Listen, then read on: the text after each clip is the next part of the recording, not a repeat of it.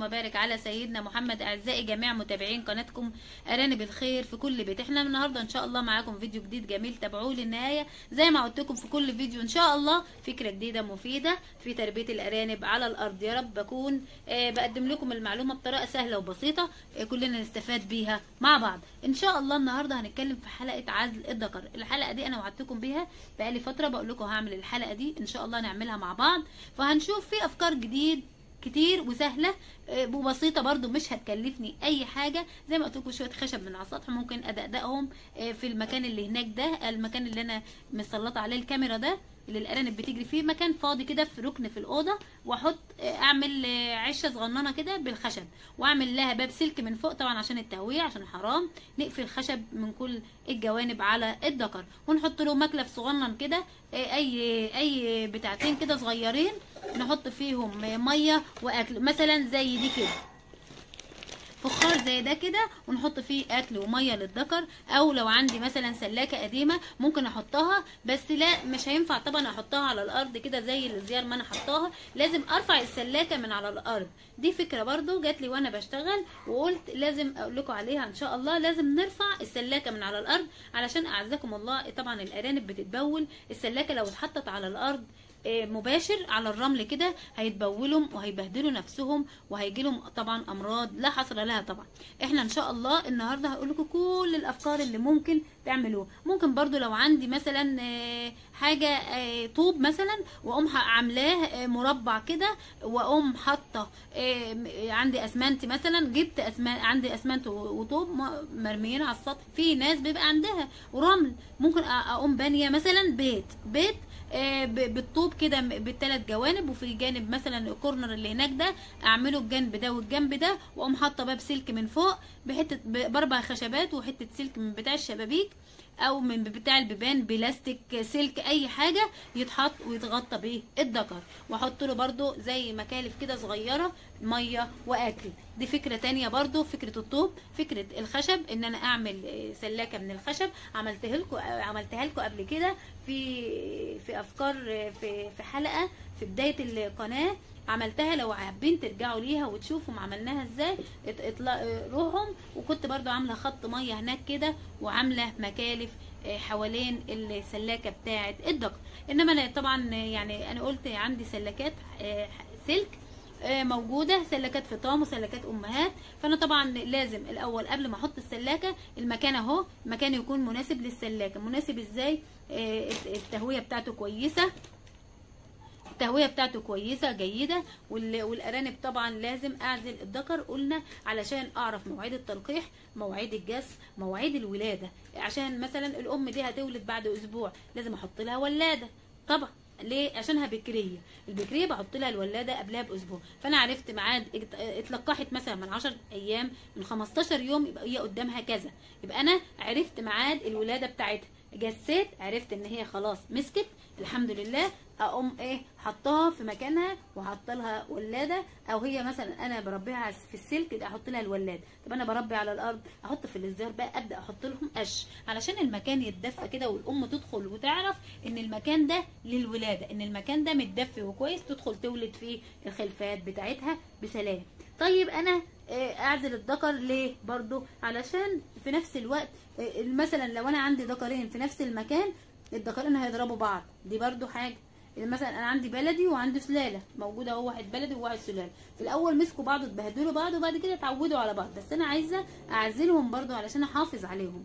ان ما يقعدوا يضربوا بعض هيخسهم هيتعبهم، ممكن واحد فيهم يعور التاني، او ممكن واحد لا قدر الله يموت، فانا كده بخسره. فانا مش عايزه اخسر حاجه، انا عايزه اعزل الذكر اولا علشان اعرف مواعيد التلقيح، مواعيد الجس، مواعيد الولاده، واحافظ على صحه وحياه الذكر. طيب انا بحط برضو اعزل الذكر ليه؟ علشان اعرف الذكر ده مثلا انا عايزه اهجن منه، القح مثلا من الذكر السلاله بتاعي. انا عندي الذكر السلاله ده بسم الله ما شاء الله عليه كويس جدا وخصوبته حلوه، ممكن القح منه الامهات البلدي، اطلع جيل خليط بيجمع لي ما بين السلاله وما بين البلد. بيبقى الوزن بتاعه بيزيد عن 2 كيلو، انما البلدي ما بيزيدش عن كيلو ونص. الام اهي عشار وبسم الله ما شاء الله، تحطها على الميزان كيلو ونص بالظبط، كيلو 600 ما بتزيدش. ده بلدي بيور. انما الهجين علشان اهجن اخلي فيه تلقيح من الذكر السلاله مع النتايه البلدي، بيطلع لي حاجه اسمها خليط. الخليط ده بيجمع ما بين صفات السلاله وصفات الارنب البلدي. هعمل لكم ان شاء الله ربنا يسهل كده، واعمل لكم خط. ممكن ناخد ارنبتين مثلا لو هم كويسين ولقيت خلفتهم كويسه وصحتهم حلوه كده وفي الرضاعه كويسين، ممكن ناخد 2 منهم نلقح من الذكر السلاله علشان نشوف الانتاج هيبقى شكله ايه. تعالوا بقى ناخد السلاكه. طبعا انا جهزتها اهي، جهزت سلاكه فطام. السلاكات اللي عندي في امهات وفي فطام. الفطام ليه؟ لان في مكان يبقى فيه مكان للاكل. وعندي الفخار ده بيجي من ال يعني كلهم على بعضهم ما يجوش، ده الواحده من دول ما تجيش ب10 جنيه، مش كتير يعني ومش هتكلفني حاجه. ب10 جنيه احط لهم فيه ميه، بس لازم تكون نظيفه. الميه تكون بتاعه الذكر نظيفه، وكل شويه اغيرها له. يعني مثلا انا حطيت الميه دي النهارده اهي عندهم اهي على الارض، بكره ان شاء الله اغيرها. حتى لو في ميه لازم اكبها وانضف المكان واغيرها. ليه؟ لان كده بحافظ على صحته، بحافظ على صحته.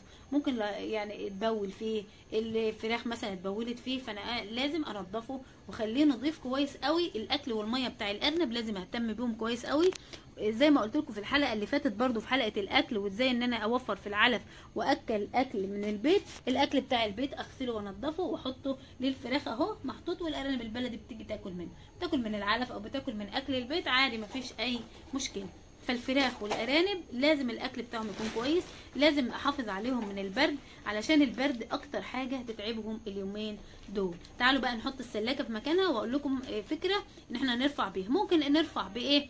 لو عندي مثلا خشب زي ده ارقصه فوق بعضه وارفع عن الارض. شايفين السلاكه لازقه في الارض، لازقه في الرمل، فما ينفعش. الارنب هيجيله عرقوب، هيجيله جرب، هيتعب مني. فانا لازم ارفع شويه. مثلا دول اهم حطيتهم كده، حطيت 5 6 فوق بعض، هيرفعوا من السلاكه عن الارض. طب انا ما عنديش خشب من ده، انا كان عندي من ده كتير على السطح، فانا قلت هاخد مثلا 6 خشبات النحاد و6 خشبات النحاد ارفعها. طب انا ما عنديش قلبين طوب، قلب طوب هنا وقلب طوب هنا، او قلبين جنب بعض وقلبين جنب بعض، او 4 2 فوق بعض و2 فوق بعض، والناحيه الثانيه نفس النظام. الهدف من كده ان انا ابعد الارنب عن اللي عزكم الله البول بتاعه. ليه؟ علشان ما يتعبش معايا وما يجيلوش امراض. انا بحافظ على الارنب ليه؟ علشان اخد منه اعلى انتاج. انا بحافظ عليه ليه؟ علشان اولا الحاجه دي مش رخيصه، ما عادش حاجه رخيصه. كيلو الارانب النهارده ب110، ما هياش رخيصه وسهله. فارنب بلدي او سلاله كله نحافظ عليه، نحافظ عليه عشان يبقى الانتاج بتاعنا كتير ووفير. تعالوا بقى نحط السلاكه في مكانها، ونحط الذكرين كده في كل واحد في عين، ونحط لهم الميه والاكل، ونشوف هيبقى شكلهم ايه معانا ان شاء الله. شايفين اهو، حطيت 5 أو 6 خشبات اهو فوق بعض، والناحيه التانية نفس النظام علشان ارفع السلاكه عن الارض. ارفع السلاكه عن الارض هحطها بقى. ما عنديش الخشب ده زي ما انا قلت، ممكن خشبه كبيره مره واحده، او ممكن برضو كاوتشين. لو انا عندي كاوتش العربيات ده ممكن برضو ينفع، وممكن الطوب ينفع. ممكن خشب كبير، في خشب بيبقى كبير زي عرق كبير كده، اقوم واخده منه حتتين كده قد بعض واحطهم في المكانين كده يرفعوا السلاكه عن الارض. هنحط بقى السلاكه في مكانها واوريها لكم تاني. حطيت السلاكه اهو فوق الخشب ومرفوعين اهو عن الارض، يعني مرفوعه عن الارض اهي، في مكان ما بين السلاكه وما بين الارض. دلوقتي هنحط لهم الاكل. شايفين الارنب البلدي دخل تحتها ازاي؟ طبعا مش هيسكت ابدا ولا هيرحم نفسه اهو، طلع تاني اهو. دليل على كده ان في مكان ما بين الارض وما بين السلاكه.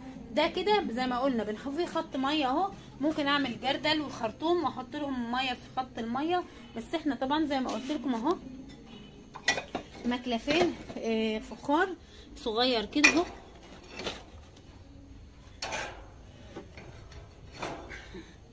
اهو واحده اهو. حط الذكر التاني هنا برضو اهو، فخار، وهنحط الميه في قلبيها، ازازه ميه نضيفها كده.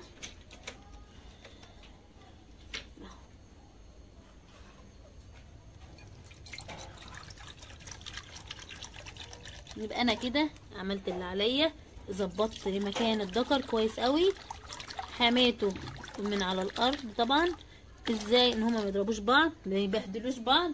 اعرف بقى مواعيد التلقيح. هاتي حازم الذكر البلدي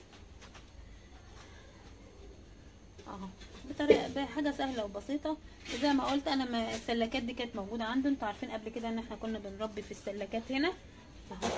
حطينا الذكر البلدي اهو. خلاص هنقفل عليه كويس بقى عشان ما عادش يطلع. احنا كده اتحكمنا فيه، عرفنا هنلقح منه امتى وهنجس النوتي امتى. وده الذكر السلاله برضه اهو، يبقى انا عندي ذكر البلدي وده ذكر السلاله. كده قفلت عليهم اهو، ما عادوش بقى هيخرجوا. اعرف ما عادش يبقى عندي بره الا النوتي. اعرف بقى النتايه دي متلقحه يوم كذا واكتب عليها واعرف، او اكتب في ورقه زي ما كنا عاملين قبل كده وكراسه اهو. ذكر النتايه الذكر السلاله اهو والذكر البلدي اهو. هقول لكم اهو هما الاثنين طبعا، ده رصاصي وده اسود اهو. زي ما قلنا خلاص كده عزلناهم وهنقفل عليهم كويس قوي. ولازم برضو المكان يبقى متدفي كويس علشان ما يتعبوش منه ويجي لهم برد.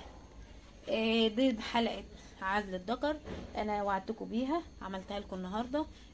ده سلاكه، ممكن اعمل بخشب، ممكن اعمل بطوب، ممكن اعمل بكاوتشات العجله ارفع السلاكه، بالطوب برضو ارفع، ممكن اعمل بخشبتين 3 اعمل قطع في حته خشبه في النص افصل ما بينهم واعمل سلكتين خشب واقوم حاطه لهم باب سلك من فوق. كنت عاملاها قبل كده، شوفوها ارجعوا للقناه من الاول هتشوفوها. فكره طريقه سهله وبسيطه، مكلفتنيش حاجه، شويه خشب قدام من على السطح وب5 جنيه مسامير، ما كلفتناش اي حاجه. حتى اثارها لسه موجوده، المسامير في الحيطه اهي، وخط الميه اثاره موجوده. دي الارانب اهي. خلاص كده ما عادش على الارض الا النوتي. اتحكم في مواعيد التلقيح بتاعها، اعرف مواعيد الجس، اعرف ميعاد الولاده علشان استنى بقى الخلفات ان شاء الله منهم. ده كان الفيديو بتاعنا النهارده. يا رب ينال رضاكم من اعجابكم، ونكون دايما عند حسن ظنكم، واكون بقدم لكم المعلومه بطريقه سهله وبسيطه ونستفاد بيها كلنا مع بعض. اي حد يحب يسال عن اي حاجه يبعت في التعليقات، اي حد يحب يستفسر عن اي حاجه يبعت برضو في التعليقات، يقول مع فكرة فيديو مثلا محتاجينها، او مشكلة بتقابلكم كتير في تربية الارانب على الارض، قولوا لي، ابعتوا لي في التعليقات وقولوا لي المشكلة دي بتقابلنا كتير، نتكلم عنها مع بعض ونشوف حلها بطريقة سهلة وبسيطة. ده كان الفيديو بتاعنا النهاردة. يا رب ينال رضاكم من اعجابكم، واكون دايما عند حسن ظنكم. استنونا في فيديوهات جاية كتير ان شاء الله، هنتكلم فيها عن كل حاجة بإذن الله في تربية الارانب على الارض. اي اخت من اخواتي الفاضلات تحب تتواصل معانا على تليجرام ارانب الخيل للسيدات على رقم الشيخ سامر 010-6281-5093. اي حد يحب يحجز سلالات بطاريات اعلاف ادويه على رقم الحجز 010-646-617771. تحت امركم ان شاء الله في اي حاجه تطلبوها مننا. التليجرام ان شاء الله برضو على رقم الحجز اللي هو 010-64-619-771. ان شاء الله استنوا. لو محتاجين اي حاجه الاخوات الفاضلات تبعت لي على التعليق، على ما عرفتش تبعت على التعليقات تتكلم على التليجرام وتقول لي اي مشكله تقابلها، ان شاء الله نحلها كلنا مع بعض. والسلام عليكم ورحمه الله وبركاته.